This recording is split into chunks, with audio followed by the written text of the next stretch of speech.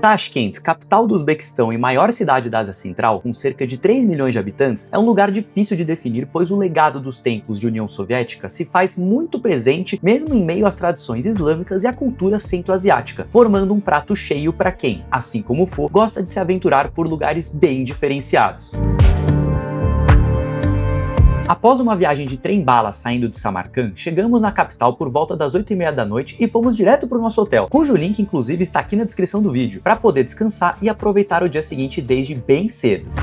Bem-vindos a Tashkent, mais um episódio da Jornada do Pho, o último aqui no Uzbequistão, esse país incrível, uma cultura muito rica, uma história muito rica, pessoas incríveis, aqui na capital do país, uma cidade que respira muito mais a herança do período soviético do que as demais que a gente visitou aqui no país, e a gente consegue perceber isso por diversas formas. Por exemplo, na língua que as pessoas falam, muito mais gente falando russo do que uzbek por aqui, na arquitetura, muito mais prédios, monumentos, naquele estilo brutalista soviético clássico do que a gente observou nas outras cidades também, muita coisa legal pra gente ver aqui, muita coisa diferente, vem com o Pho. Como em todas as grandes cidades da antiga União Soviética, encontramos um imenso hotel no estilo brutalista soviético como um dos marcos arquitetônicos locais. Não é só a herança soviética que a gente percebe por aqui, a da Faria Lima também. Para quem é de São Paulo, tá bem acostumado com esse tipo de objeto aparecendo por aí.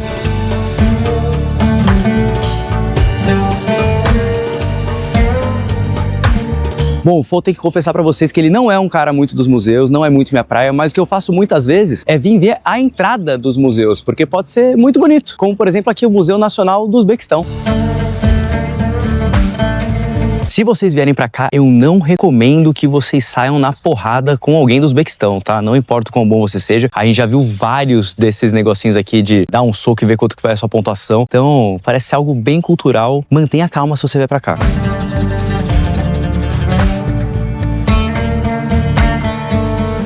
Um pequenino fato interessante sobre Tashkent, sobre diversas outras cidades ex-repúblicas soviéticas, é que é muito comum a gente ver várias avenidas muito espaçosas com 4, 5, 6 faixas de cada lado. E aí o que eles fazem para poder não prejudicar os pedestres é justamente essas travessias subterrâneas que são muito comuns entre as avenidas. Não tem faixa, você atravessa por baixo da terra e sai do outro lado aqui.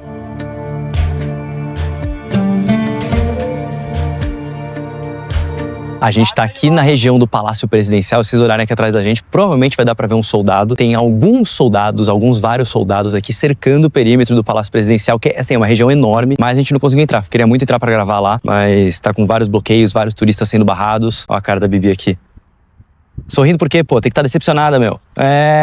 Pô, pelo menos finge pra eles, né? É isso. Então, seguimos, vamos pras próximas atrações aqui. Não vai rolar gravar o Palácio Presidencial. E é assim, um negócio até meio tenso, né? Um clima um pouco tenso. Por mais que os guardinhas pareçam ser bem simpáticos, eles estão bem risonhos, não sei o quê. É um clima um pouco tenso, porque é muita proteção pro ambiente aqui. Eu já senti isso também em algumas outras cidades aí, das ex-repúblicas soviéticas, como, por exemplo, em Bucareste, na Romênia, onde o palácio, por mais que tenha um tour ali dentro do parlamento, não é um ambiente tão agradável se você é de fora, por conta da proteção ali muito forte, muito excessiva que tem do exército.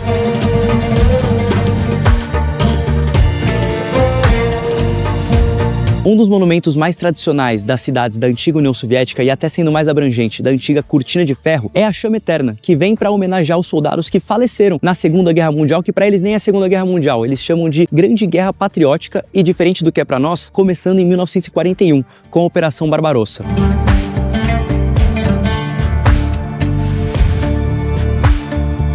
Uma das coisas mais incríveis aqui de Tashkent é o metrô, então bora lá pegar um trem.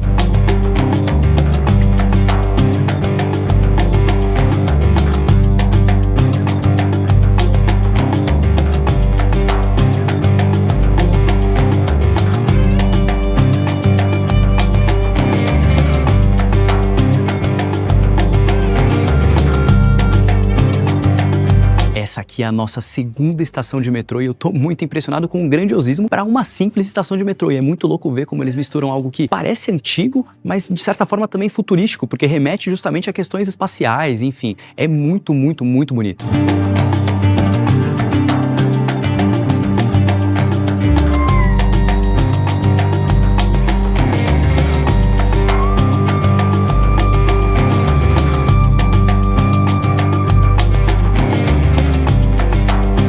Uma coisa que pouca gente sabe é que as estações de metrô aqui do Uzbequistão eram fechadas para fotografia, era proibido fotografar, gravar, até mais ou menos 2016, 2017, porque as estações eram consideradas locais de segurança, né? Abrigos anti-bomba, anti-ataques, bem coisa dos tempos de União Soviética, né?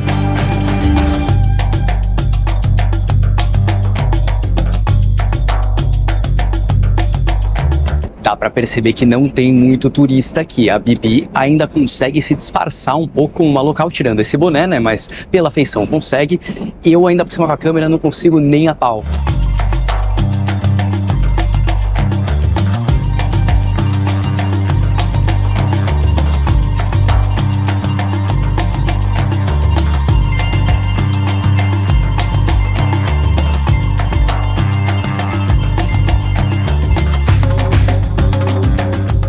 Assim como em Samarcand, Tashkent é repleta de áreas verdes bem espaçosas, tornando o ar da cidade ainda mais agradável. Uma coisa muito curiosa que a gente está reparando é que, por mais que a maioria dos carros aqui sejam Chevrolet, dado que a produção é toda feita aqui dentro do país, a BYD está chegando. Os chineses estão chegando aqui com os carros elétricos. Tem bastante carro elétrico. Ou é Chevrolet, que é a maioria, ou é BYD. Dificilmente você vai ver alguma outra marca aqui. Pode ser que veja, mas é bem difícil. A maioria é dessas duas. A gente acabou de entrar aqui no Tashkent City Mall pra ir atrás de um banheiro, né? Porque essa é uma dica importante pra você que vai viajar bastante. Shopping tem banheiro. Se você precisa de um banheiro, vá até um shopping que você vai achar um banheiro. O Fo ficou bem surpreso com a clara ocidentalização vista no shopping, com diversas marcas conhecidas nossas como Lacoste, Tommy, Levi's, algumas bem chiques inclusive.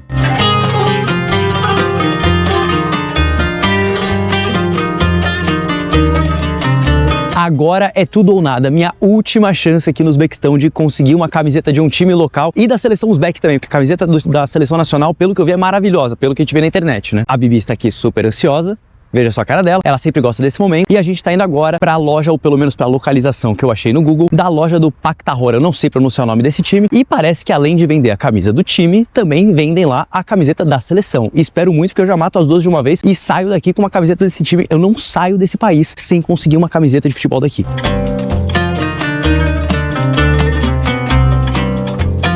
Achamos a loja no meio de um parque, parece. Agora a gente tem que ir lá dentro ver se tem a camiseta. Vambora, vem!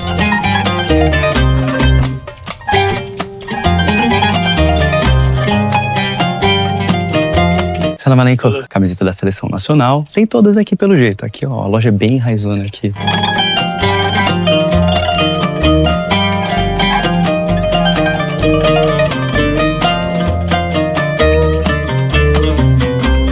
E aqui a camisa do clube local, Pakhtakor. Do you have these ones from Pakhtakor? Small size like this one? Такой надо, да, small? Okay. And medium? Medium, yes. Medium. Ah, okay. Perfect. Ah, beautiful. Это home? Home, okay. Okay. Let's take home. Do you guys put name and number on the back of the shirt? Like, or not? Yes. Today $. To take tomorrow. Да. Ah, ok. Conseguimos as camisetas, só não vou conseguir personalizar aqui porque ficaria pronto só amanhã. Só tenho hoje em Tashkent, então vou ter que levar ela sem nome e número, mas no Brasil eu dou um jeito de colocar o nome e número lá. Conseguimos camiseta da Seleção Nacional do Uzbequistão e do Pakhtakor, o maior clube aqui do país, adquiridas. Você conhece alguém que tem essas camisetas? Só o Fo. Então me segue aí, pô, dá um like no vídeo, se inscreve no canal pra não perder os próximos e vamos seguir a nossa jornada agora para o estádio do Pakhtakor. Vê se dá pra entrar, eu tô achando que não. Conseguimos entrar, mas tá difícil de ver o estádio, provavelmente ele fica atrás desse monte de árvores aqui, tem uma grade lá, enfim. Acho que a gente não vai conseguir ver ele não, mas tá tudo bem, conseguimos já explorar um pouquinho do Pakhtakor, mais um estádio, mais um clube. Descoberto pelo Fo. E antes de ir embora, encontramos ele. Faz o Pru aí, cara. Ele tem um mural aqui no estádio do Pakhtakor. Você sabia disso? Acho que nem o Richarlison sabe.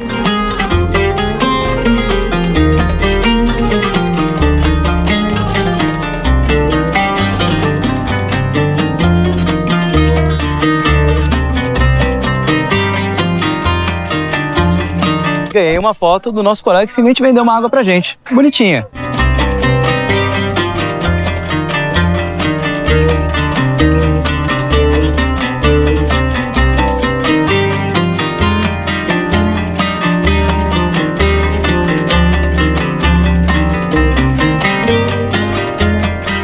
Esse aqui é o maior bazar do Uzbequistão e você encontra praticamente tudo, carnes, queijos, legumes, tem vendedor aqui passando com algumas coisinhas que nem tá aqui do meu lado agora. Então é uma verdadeira loucura e pelo que a gente tá percebendo, os locais realmente vêm aqui para comprar as coisas, não é pega turista não.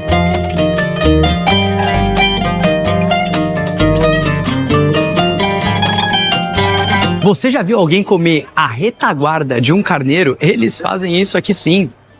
Eles simplesmente pegam a retaguarda do carneiro para poder utilizar a gordura dela e temperar as comidas. É muito doido.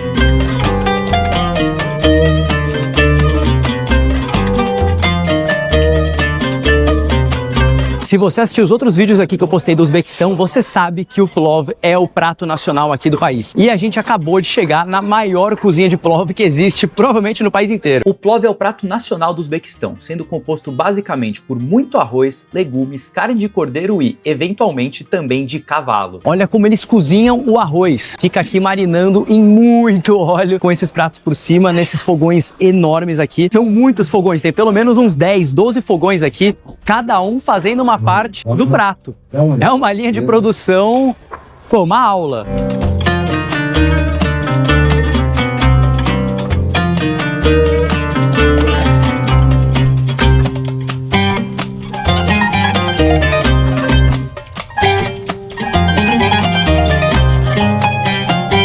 Além do plov, aqui no Uzbequistão, eles têm um pãozinho típico num formato bem específico que está presente em todas as refeições. Dá uma olhada como eles fazem esse negócio. Eles simplesmente colam o pão no forno e fica uma imensidão deles aqui. O calor que faz perto desse forno é surreal.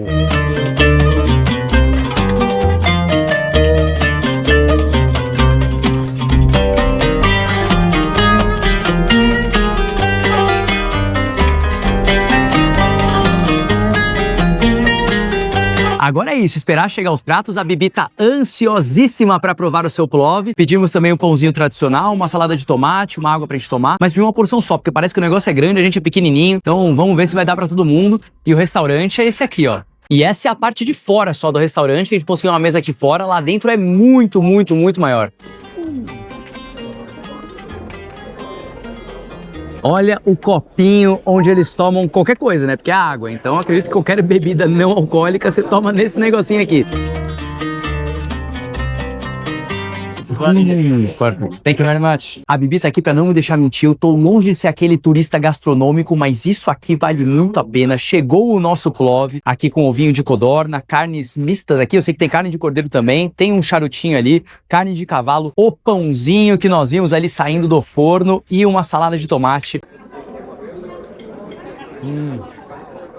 É uma grande mistura de sabor isso aqui. Tem uva passa, tem cenoura, tem grão de bico, tem as carnes, tem muito óleo no arroz, ele é bem oleoso. Tem o ovo de codorna que eu ainda não comi. Enfim, é um monte de coisa misturada aqui que deixa esse prato muito, muito bom e diferente de qualquer coisa que eu já tenha comido na vida. O melhor do pãozinho é o formato que ele é feito mesmo, porque o sabor dele é bem normal. Hora de provar a carne de cavalo. Dá uma olhadinha nela aqui, ó. Vamos ver se é boa ou não.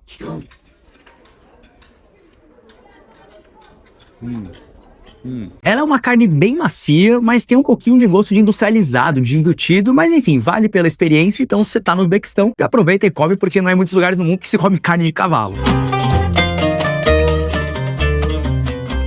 Obviamente, antes de ir embora, fomos dar uma última olhada no nosso amigo cozinheiro de pãezinhos. Se tem uma coisa no mundo que é universal, é o futebol. E não importa onde você vá, sempre você vai achar algum campo com a molecada jogando, e tem vários aqui. Esse é um deles que eu tô passando aqui no Uzbequistão.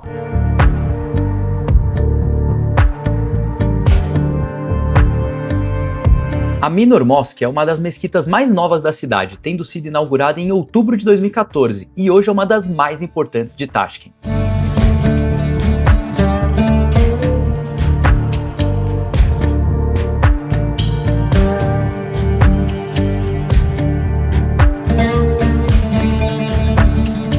O complexo Hazrat Imam é composto basicamente por mesquitas e madraças, que são as antigas escolas islâmicas, sendo uma homenagem a Hazrat Imam, um poeta, artista, estudioso e uma das figuras mais importantes da história do Islã em Tashkent. Lindas imagens, porém todo o restante do complexo em obras. Pode acontecer, às vezes não dá pra ver tudo que você gostaria de ver na cidade que você visita. Enquanto a maioria dos turistas usam Tashkent como seu ponto de partida no Uzbequistão, nós fizemos o contrário e terminamos a nossa viagem pela capital, dado que ela possui o maior aeroporto do país, tornando muito mais fácil a saída para o meu ou o seu próximo destino. Obviamente, o primeiro vídeo dessa playlist é justamente sobre a melhor opção de cidade para você começar a sua viagem, caso esteja vindo do Ocidente. Então não esquece de conferir os demais vídeos da playlist Uzbek aqui no canal. Que grande dia aqui em Tashkent e que 6 dias inesquecíveis no Uzbequistão. Eu já sonhava há muito tempo em conhecer essa região do mundo e ver isso se tornando realidade é muito gratificante, mas mais gratificante do que isso vai ser poder te ajudar a realizar o seu sonho, seja ele esse mesmo destino ou qualquer outro destino pelo qual eu tenha passado ou pelo qual eu vou passar. Então se você gostou desses vídeos, se inscreve aqui no canal, deixa o like, compartilha com seus amigos, vem com o fogo que eu vou te mostrar para onde eu fui e para onde você vai.